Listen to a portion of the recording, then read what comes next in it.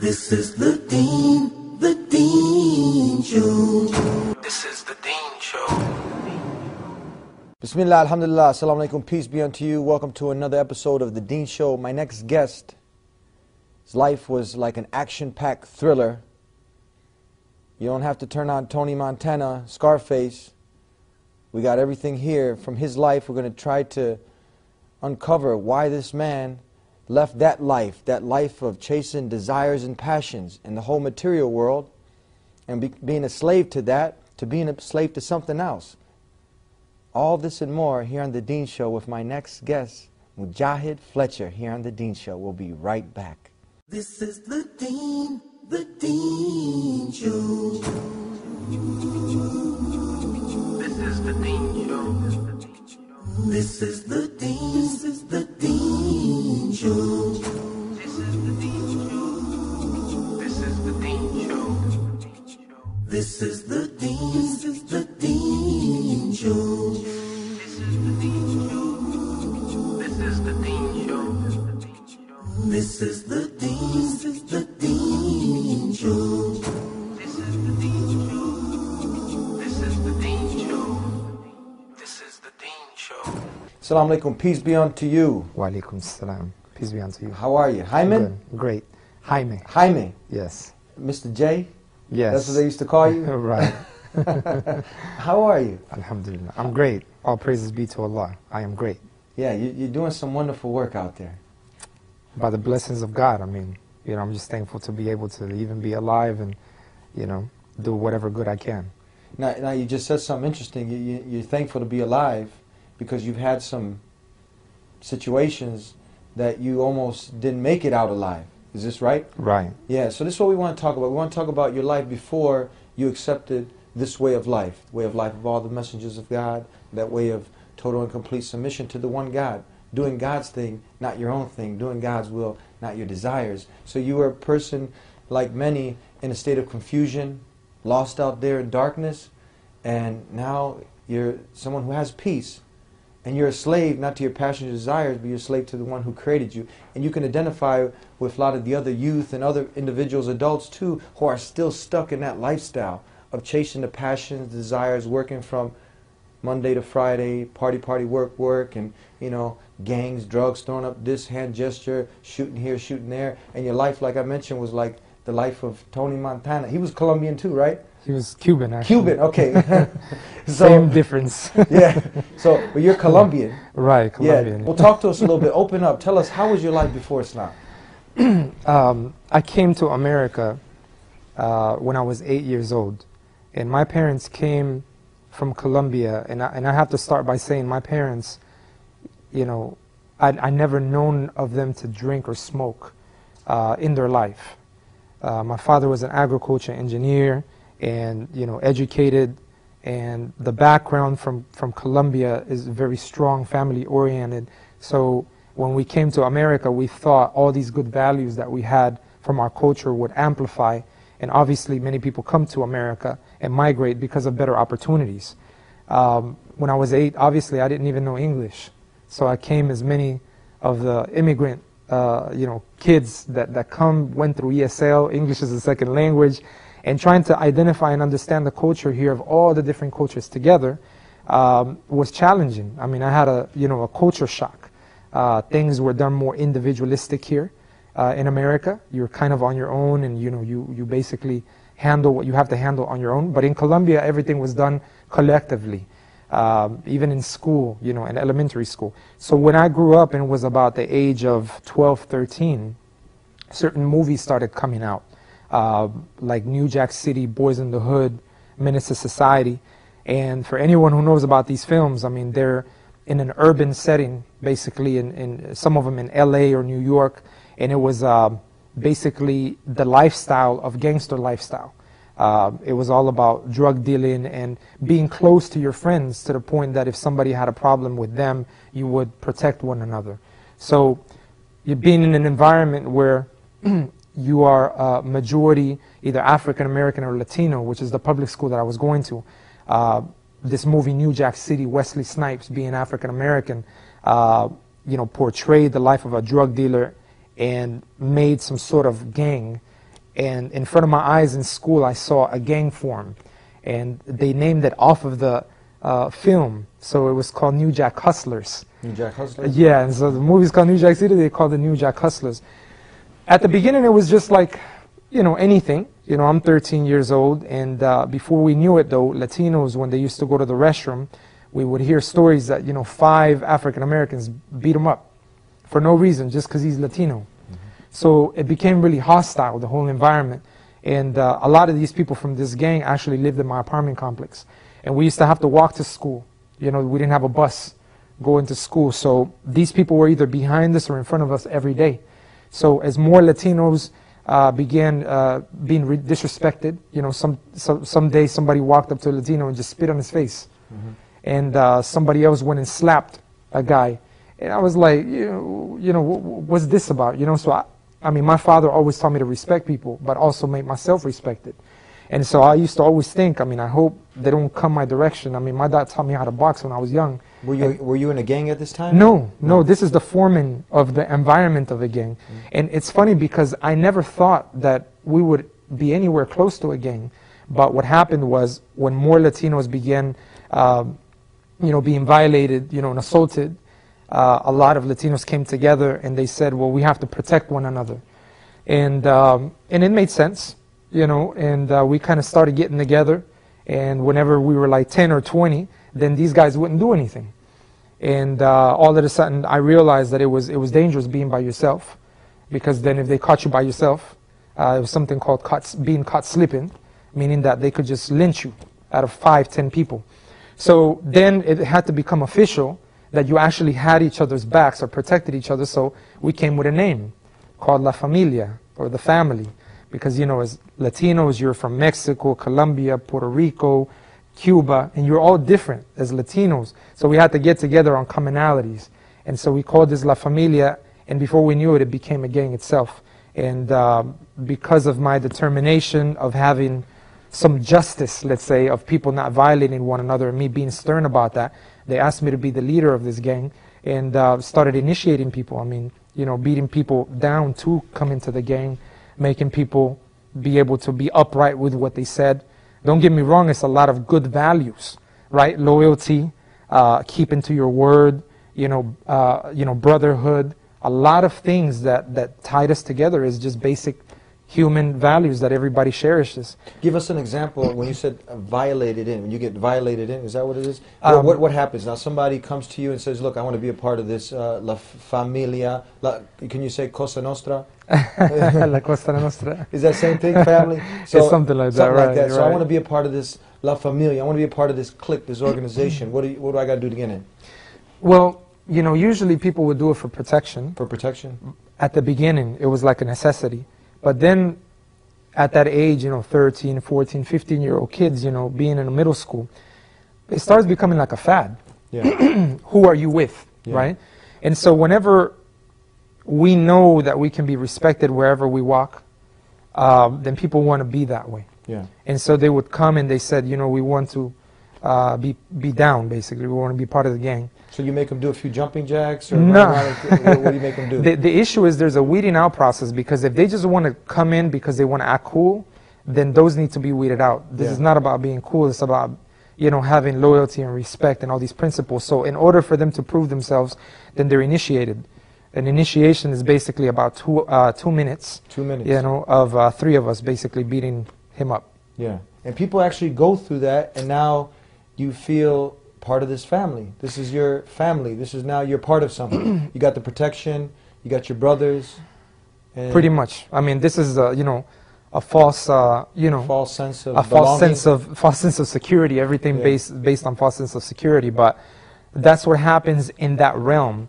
And I mean, I remember you know, being chased by 10 guys, right, running in my house, and my parents sitting there like, what's wrong with you? And I'm like, there's 10 guys outside who want to beat me up.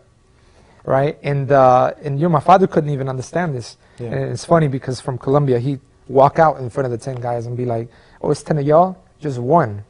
Y'all want to fight him? It's just one." And he used to say, "Well, you know, make them respect you, because he knew the sort of environment we were living in. I mean, people were, began dealing with guns. There was gunshots. I mean, one of my friend's houses, they drove by and they did a drive-by on his house, almost shot his, little sister, And many things were crucial. I mean, it was life and death.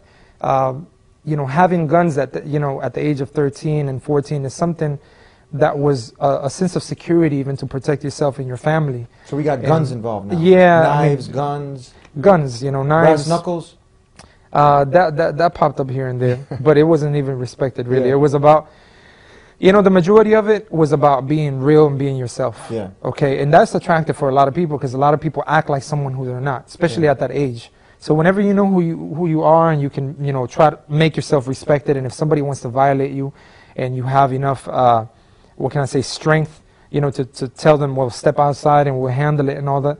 It's that sort of environment. But it's funny because it all started from the films and the music. I mean, gangster rap. Music, gangster rap. Gangster rap, NWA. I mean, back in the days, and, Ice Cube, I mean, Eazy-E, Dr. Dre, Snoop, all of these names that later on became, entrepreneurs, I mean, multi-millionaires, they basically began around the time that we were growing up. So this whole hip-hop culture formed, and we were part of that beginning phase, basically. Did you have a certain hand sign signal that you guys would do? It's funny, I didn't like that stuff. Yeah. I didn't like people kind of hyping things up as if it was a game. Mm-hmm. I always thought it was serious, It was not about flashing and, acting like someone who you weren't. So I used to realize, like, when friends of mine had a problem, sometimes they were like somewhere in public and they used to call me and say, man, look, so-and-so is over here. And they had a problem with somebody, it's like 5, 10 guys and he's by himself.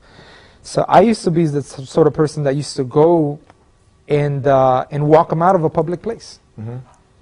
For protection sort of deal. Yeah. No time for all these, signs and everything. But yeah, some of them, they're like artists. Yeah. They draw up things and, start giving, signals and signs, which actually for me, I thought it was just leaving traces, of evidence. Yeah. For later on, for them to coin you and signal you out, which eventually became that. Yeah. They had a book of us with a sort of, outline of who was who and the sort of signals that were, attached to who we were and so on. We're just getting started. We got a lot more, so stay tuned. We'll be right back with more with Mujahid Fletcher here on The Deen Show. And if we're going to worship something, I figured I might as well worship the Creator instead of any of the creations. Now, upon investigating all the religions, I remember finding out the meaning of what Islam is, what a Muslim is. Those who surrender themselves to God is a Muslim. Those who submit to God, God's will. That is it. Islam was pure. It was just, you just pray to God, your Creator. I am not afraid to stand alone. I am not afraid to stand alone. If Allah's by my side, I am not afraid to stand alone. I am not afraid to stand alone. If Allah's by my side, I am not afraid to stand alone. I am not afraid to stand alone. If Allah's by my side, I am not afraid to stand alone.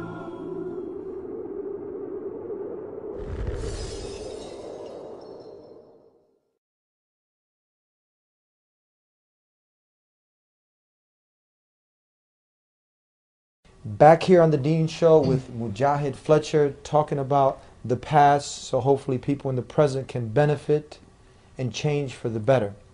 So along with this lifestyle, this tough lifestyle, you got partying. Oh yeah, drugs, partying, yeah. Substance abuse. Substance abuse, right. So, is there any happiness there? Is there anything, because we really want to connect with those who are still in this type of lifestyle. Right. They say, you know what? These people, they don't identify. This is my family, man. These are people, these are my homeboys. Right. And, this is all I got. And that, like you said, that false sense of belonging or false sense of security. Right. So when you come across someone, because you've been there, you've done that, and you deal with someone who's still chasing that false sense of security, how do you deal with them? First and foremost, I think, as human beings, we're a product of our environment. I never really thought of one day like, oh, I want to, start a gang. it even happened without us even considering it or understanding it, right? It was a reaction to our environment. That's first and foremost. Whenever movies come out, even though people think it's art, it can become reality. Okay, so a lot of people, and nowadays when I'm dealing with people, you know, they have a sense of being like someone else because they're scared to be themselves, because they have an identity issue. And that's just because of the environment that's stimulating them to be all kinds of other things. Okay, so nowadays when I deal with someone, first and foremost, I like to respect where they're at instead of downplaying where they're at. That's the first thing, especially for someone in gang culture or even youth in general, or someone who has a false sense of security of who they are.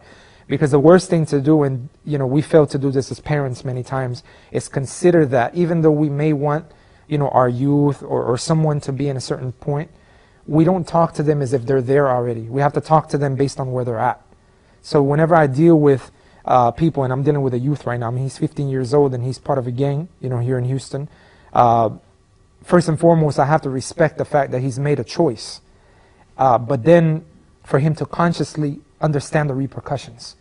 And all I can offer is some advice based on, you know, experience and certain people who took that path and where it leads them.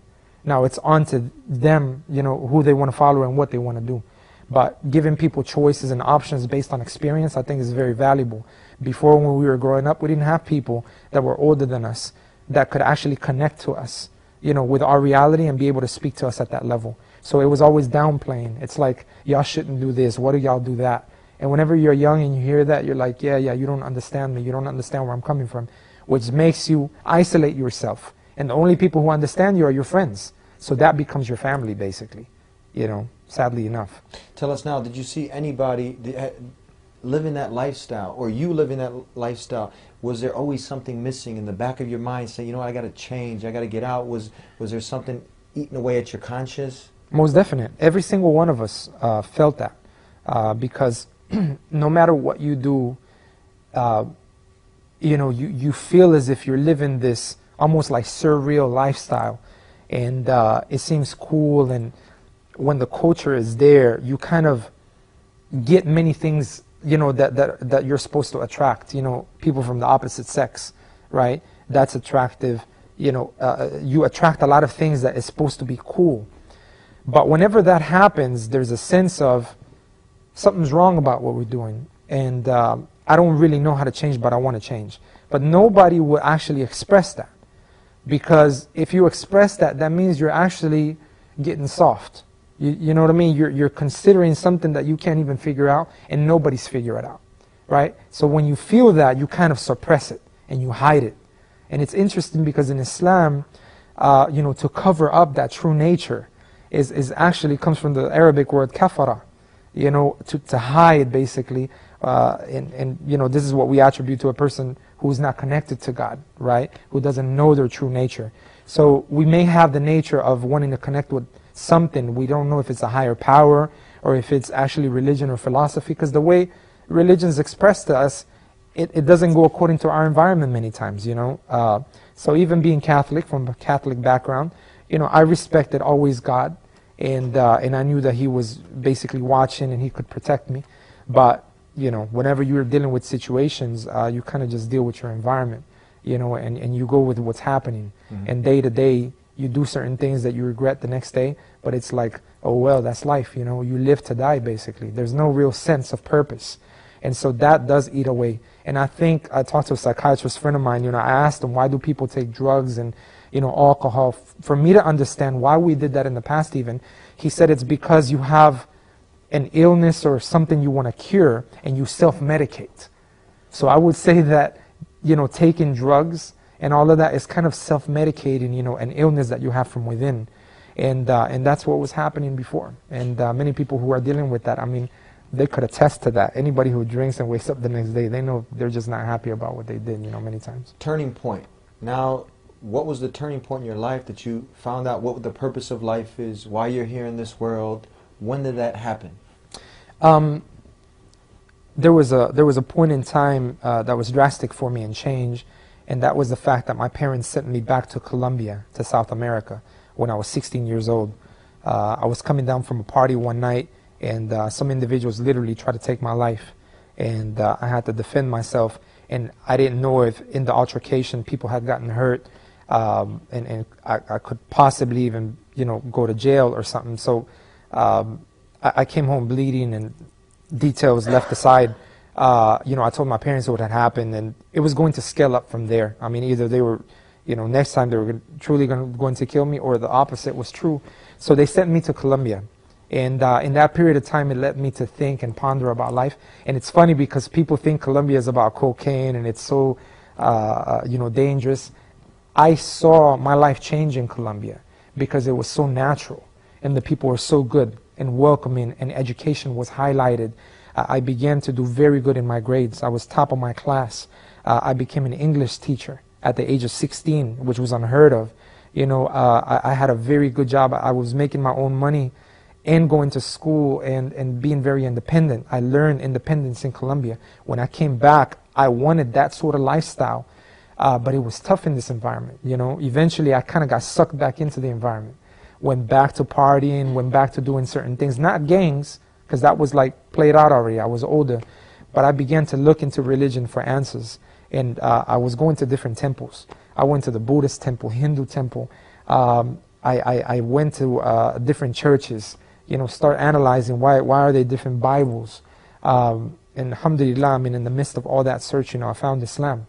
And Islam came to me at a point in time where I really felt like, you know, I may die, and I didn't even know where I was going. And that used to eat away at me. And I used to think to myself, you know, why are we even here? I mean, just we live and die, amass some, you know, material gain and just leave it, you know. So alhamdulillah, after leaving a club, with an individual that really wasn't practicing Islam, that I grew up with. He was looking at the liquor that he was drinking, and he said he couldn't believe he was doing that after having gone to Mecca. And I didn't even know what Mecca was. And when he explained to me, I became very curious, and he said, you can speak to my mother. She was a Christian nun, and she became Muslim. And from there on, I just went and spoke to her. She gave me a Quran. I started analyzing and reading, and then I started seeing myself leaving habits. I didn't even want to go out anymore. I started stopping my relationship with friends that I had that I knew were no good. And eventually, when I embraced Islam, from that day on, I knew I never wanted to drink another drink in my life. I never wanted to smoke. I never wanted to harm my body, because I realized that it was a blessing, you know, to be able to see life from the perspective of Islam, because it's like a lens that clarifies life for you. And so I started seeing the clarity of life, and I said, this is what I've been looking for all my life. Now all I have to do is live up to it. And alhamdulillah, you know, all praises due to Allah. When my parents saw the change, my father became Muslim 3 months later. Your father also accepted Islam? Yeah, he became Muslim at the age of 57.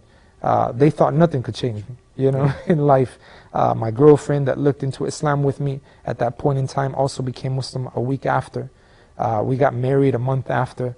My mother accepted Islam about 3 years after. My mother-in-law accepted Islam the day my first daughter was born. My little brother-in-law at the age of 16 years old accepted Islam. A lot of my gang rival, you know, people who I had problems with accepted Islam. The rivals, the ones you were fighting with. Yeah. Yeah. You know, so gangsters, I mean, you know, September 11th hit 3 months after I became Muslim. I was asked to speak in front of the news, in Spanish specifically, and then in English, and we saw throves of people becoming Muslim, just because we're able to be straightforward about the information like this. Many people don't know about Islam, you know, and it's beautiful that a show like this can be able to, you know, give this message, you know, to people. I mean, it's not a gimmick, you know, this is not it's like a get rich quick scheme, you know, religion sort of deal. This is real gradual change, and it really builds character. Yeah. Yeah.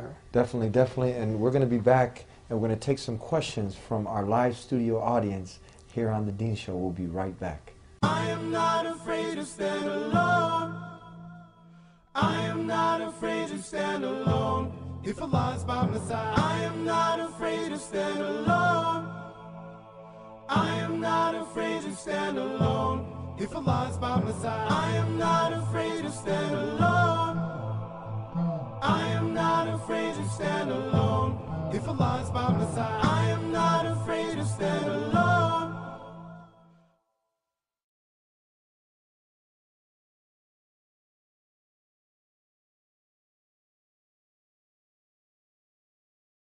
Hay solo un Dios. Adóralo a Él solo y no a su creación.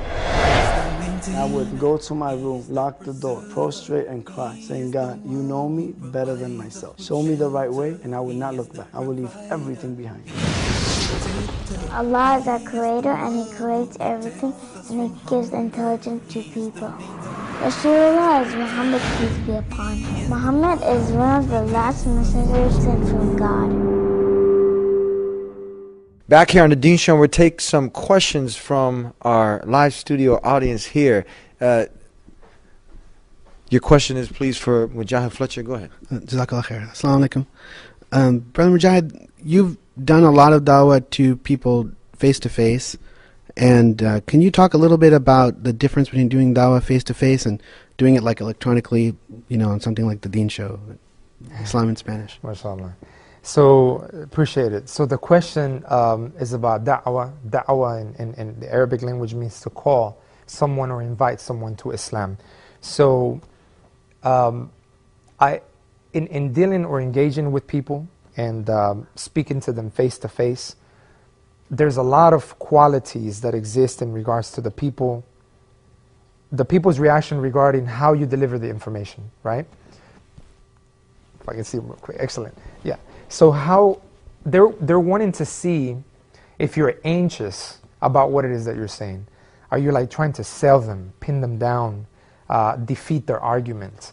You know, people really want to see if you're legitimately really care about them. If you're true and sincere of the fact that you want some good for them, it'll impact them way beyond any word that you even say. And that's not something that can even be expressed. It's only something that's felt. And when understanding that there's another human being and he has a soul, and that soul was created by the same creator that created you, and that soul is going to have to go back and answer in regards to what he or she did, then now there's a higher respect for that individual. It's not even what he does or who he is, what color he is way beyond that. So I think that deeper sense of dealing with each other as humans really helps on the personal note. Now, when dealing with media, and you know, I've been fortunate enough to study media, and we utilize audio and video, multimedia, my field. Interestingly enough, it's multiple ways of sending messages. That's what multimedia means. Media is a way to communicate with people. Sometimes people have an easier time sitting in front of YouTube, for example, or watching a video, because it's less, what can I say, it's not going to hold them to account based on what they hear, right? So their guard is down. And also they can't really argue based on emotions that they have. So if you say something about someone's way of life or someone's religion, they may actually feel that you're talking about their mother or their grandmother who taught them this. It's like, how dare you, you know? How dare you say my mother taught me what was wrong? That's the feeling.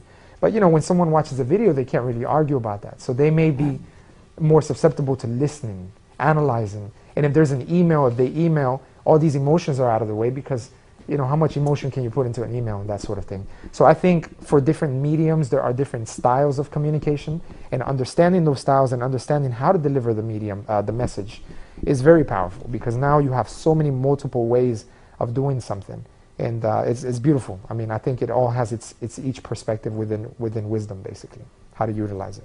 And we're going to go ahead and grab another question here from this young man here. How are you doing, young man? Alhamdulillah. How are you? Go ahead now. Brother Mujahid, we're glad that you're here.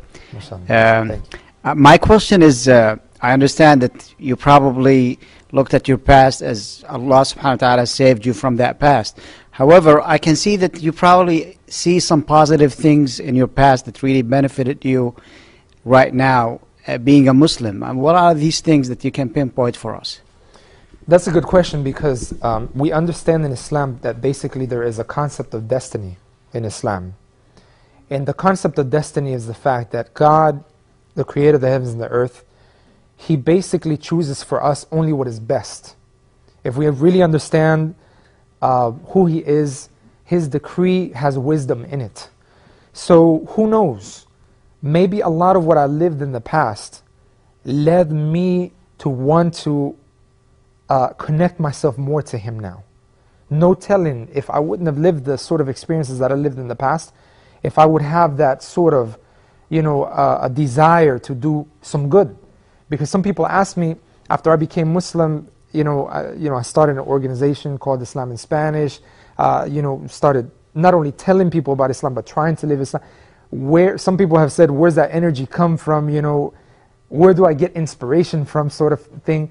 And I would say that it's like a catch-up game. I'm catching up because I lost so many years of my life doing certain things. But then considering, I don't think it's a loss. It was something that happened then that led me to want to know the truth. I wanted to know something that was straightforward. I didn't like people telling me things that they didn't even, people just give opinions about life, right? Like everybody knows what's best for you. I started not liking to follow human beings. But if you don't follow human beings, how are you going to live, right? And so I was like, I pushed that out of the way. But why did I know that? Because of so many experiences that I had. Loyalty, brotherhood, all of these things that we were talking about in gang culture. When looking at Islam and becoming a Muslim, you gain true brotherhood. Now you love one another for the sake of, the one who created you. Brotherhood, now in the Muslim community, with the affinity that we worship one God, and in society in general, is a sense of brotherhood because of, we're humans. So it's a sense of brotherhood in humanity.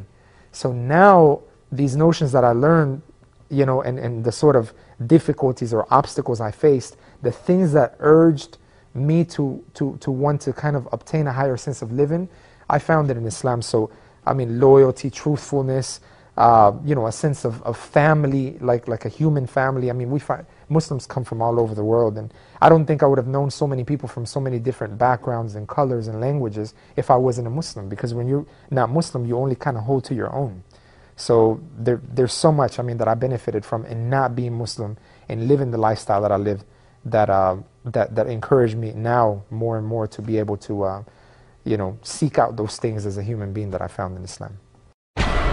On the outside, everything looks good. You see the $100,000 cars, you see a lot of diamonds, you see a lot of females, and they think that this is, this is the life. This is like, paradise right here on earth. It's not anyone's job to go into someone's heart and change their heart.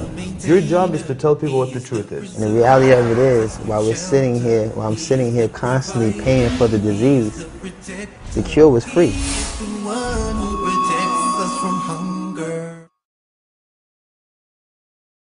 For the people out there, because we love our brothers in humanity, and everybody has the potential to submit to the Creator alone without any associates, without any partners. This is what Islam is calling you to do. It's calling you to submit to the one God and to do good, to do righteousness. But some people have many misconceptions. So just in short, how do you deal with it? Because you're out there, you're inviting people to purpose, to reflect about the purpose of life. You're giving them the invitation. But some people, they feel, look, Islam is barbaric. Islam is about oppressing women. Islam is backwards. What do you say to them? With anything in life, if you want to judge, you have to go to the source of what you're trying to judge. And I was keen on wanting to know about Islam based on the sources of Islam. So anyone who is saying anything about Islam, they need to check their sources first and foremost. And whenever people say something about Islam and they say something like it's barbaric or is this or is that, I always question and ask them, how do you know? Where did you get that information from? And the majority of the times they'll say, from the news. And so based on the news, if it was true always, then I should be selling drugs because I'm Colombian. Yeah. Right? That's who I'm supposed to be, right? And all that. And there's stereotypes for every sort of, demographic and people. But it's so superficial. When people want to be real about something, they need to research. And they need to study and they need to ask people who are qualified in whatever it is, right? If you want to fix your car, you don't just go and, follow someone's advice who doesn't even understand the principle of that concept. You go to a specialist. In Islam, we have people who are qualified, have people of knowledge, basically. And I remember going to a mosque and asking questions, the same way I went to a Buddhist monk, and all that. I think people need to be more open to dealing with people who are different than them. And if people want to embrace a sense of change within themselves, they have to begin by expanding the realm of research. If some people are always like, whatever I think is right. For those sort of people, what can you do? They can read possibly, but if people read and then go and find out who the Muslims are, anybody who finds a Muslim and understands who a Muslim is based on his attitude, his character, will understand that, I mean, we're human beings. We all make mistakes, right? Not going to say that, there's not Muslims that are, doing things that are wrong. I mean, there's Christians that are doing things that are wrong, and Buddhists, because, that's human beings. But we don't blame religion on that. We blame the individual possibly for having some shortcomings. So people should research about Islam, and when they find what Islam has to offer based on the two sources, which is the book, the Quran, which is a final revelation sent from the Creator of the heavens and the earth, confirming the Bible, the Old Testament, the Psalms of David, the Psalms of so many, Abraham. It's a confirmation of all the scriptures. And then when they want to know how to implement that book, we look at the example of the Prophet Muhammad, peace be upon him, which is, brothers with Jesus and Moses and Abraham and Ismail, and all of them, they're brothers in faith, in the same faith. None of them came to tell people other than there's only one God and none has the right to be worshipped except Him alone. Follow me. Every single one of them are to be followed. And if we follow them, we'll find that they never pray to anything other than the Creator.